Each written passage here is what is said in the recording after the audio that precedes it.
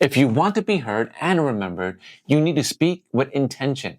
Here are 3 ways to make sure people remember what you say long after you stop talking. Number 1, say the key point first.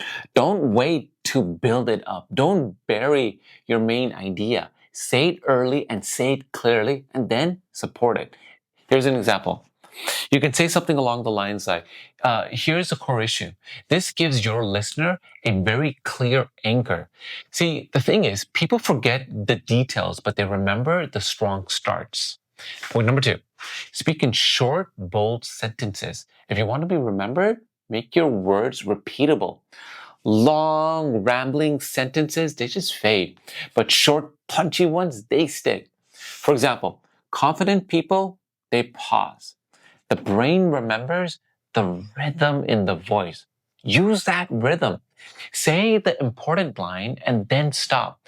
Let it land, guys. And number 3, end with a sticky phrase and finish very strong.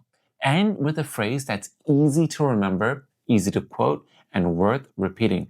Something like, say less and be heard. That's sticky, easy to remember. The last thing you say is often the only thing people remember, unfortunately. So don't fade out, finish bold.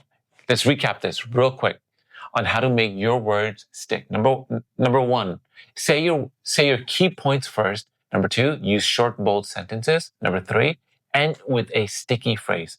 If your words matter, make them memorable. Speaking isn't just about being heard in the moment. It's about being remembered after your words.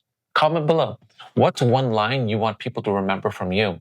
And of course, if you haven't already, subscribe to Speak Up Daily for weekly tools to speak with clarity, confidence, and lasting impact.